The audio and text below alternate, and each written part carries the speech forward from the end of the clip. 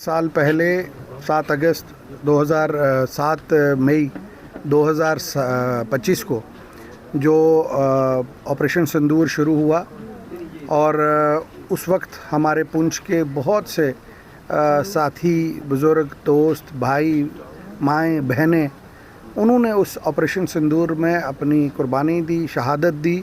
और बहुत से ऐसे साथी लोगों को बचाने के लिए, लोगों को शिफ्ट करने के वक्त बच्चों को निकालते हुए शहीद हुए। कुछ बच्चे सेफ़र जगह जाते हुए जो शहीद हुए, 2 बच्चे खास करके जो आज भी मेरी आंखों के आगे आते हैं तो बहुत दुख होता है।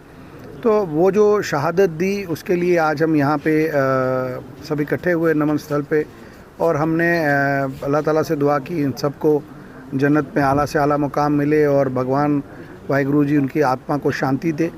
और मैं अपनी तरफ से, तमाम अपने साथियों की तरफ से खराज अकीदत पेश करता हूँ तमाम उनके घर वालों को, उनके जो इस दुनिया से चले गए उनको, और यही दुआ करता हूँ सब चैन से रहे। और जिस तरीके से 1947 से लेके आज तक पुंछ के लोगों ने अपना सेक्रीफाइस किया, अपनी कुर्बानी दी, अपनी जान की, माल की, प्रॉपर्टी की, तो उसके लिए हमने एक प्रोजेक्ट जो गवर्नमेंट ऑफ इंडिया को भेजा हुआ है बंकर्स का, उसके लिए मेरी गुजारिश है ऑनरेबल प्राइम मिनिस्टर साहब से, होम मिनिस्टर साहब से, कि एलजी साहब से और उमर साहब से, हमारे चीफ मिनिस्टर हैं, कि वो प्रोजेक्ट जो है सैंक्शन होना चाहिए। इस बार आपने देखा पुंछ शहर जो है टारगेट में था, म्यूनसिपैलिटी पुंछ की टारगेट में थी, और पुंछ शहर में कोई ऐसा घर मुझे नहीं लगता है जो जिसको नुकसान ना पहुंचा हो। कोई ऐसा घर नहीं है, हर घर जो है नुकसान हुआ।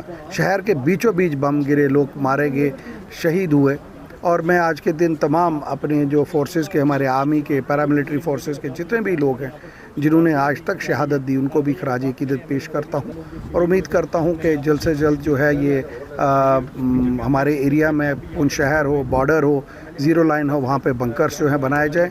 और साथ ही साथ honourable chief minister Omar Abdullah साहब का भी शुक्रिया अदा करूँगा कि जब प्री बजट मीटिंग में मैंने उनसे बताया कि जब ऑपरेशन सिंदूर शुरू हुआ तो हमने लोगों को आर्मी की मदद से, पुलिस की मदद से, सीआरपीएफ की मदद से उनके बुलेट प्रूफ बंकर्स जो व्हीकल्स हैं उसमें हमने लोगों को शिफ्ट किया, इंजर्ड्स को शिफ्ट किया, कुछ को हॉस्पिटल पहुंचाया, कुछ को सेफ़र जोन में लेके गए, फैमिलीज़ को जो हिट एरिया थे वहाँ पे। तो उस वक्त हमें ज़रूरत पड़ी एक बुलेट प्रूफ एम्बुलेंस की। और इस बार के बजट में जो हम गवर्नमेंट हमारी है उसने उसमें रखा 2 बुलेट प्रूफ एम्बुलेंसेस पुंछ के लिए, एक ट्रामा सेंटर जो पुंछ के लिए रखा, उसके लिए मैं उनका शुक्रिया अदा करता हूँ। और सबसे बड़ी जो मांग जो मैं समझता हूँ कि डिस्ट्रिक्ट पुंछ के हर एक बच्चे की है कि एक परमानेंट बंकर्स हमें पुंछ में होने चाहिए, ताकि इस किस्म के हालात ना बने कि जिसमें हमारे जो लव वंस हैं उनकी जान जाए, उनकी शहादत हो। और लड़ने में पुंछ का कोई मुकाबला नहीं है। 47 से लेके आज तक अगर किसी ने इस सरहद की हिफाजत की है वो हमारे देश की आर्मी, और उसके साथ साथ हमारे सिविलियंस ने जो है भरपूर जो है सुरक्षा में एक रोल अदा किया है। मैं तमाम अपने बुज़ुर्गों का जिन्होंने हमें ये आज़ादी दी उनका भी शुक्रगुज़ार हूँ, और उनको भी खराज अकीदत पेश करता हूँ कि ज़ीरो लाइन पे इस वक्त भी जहाँ पे हम खड़े हैं, यहाँ से पाकिस्तान की पोस्ट मुझे नहीं लगता कि कोई 300-400 मीटर दूर होगी। बिल्कुल ज़ीरो लाइन पे हम खड़े हैं। लेकिन आप देखिए हिम्मत बुज़ुर्गों की, साथियों की, कि यहाँ पे खड़े हैं, डटे हैं। और इवन ड्यूरिंग जब बम चलते हैं, शेलिंग चलती है, उस वक्त भी हमारे लोग जो है लोगों को निकाल रहे होते हैं, जो ज़ख्मी होते हैं उनको पहुंचा रहे होते हैं। तो यही पुंछ की खूबी है कि पुंछ के लोग जो है वो अपने मुल्क के लिए, अपनी रियासत के लिए, अपने लोगों के लिए जान अपनी दे भी सकते हैं, अपना सेक्रीफाइस दे सकते हैं। और हमें अपने तमाम उन जिनकी जानें गई हैं उनसे सीखना चाहिए।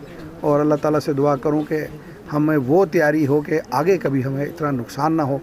और जो घर जिनके प्यारे चले गए, मैं उनके साथ आज इस गम में उनके साथ खड़ा हूँ, और इस मुश्किल में पूरे के पूरे जम्मू पुंछ के लोग और हमारी सरकार उनके साथ खड़ी।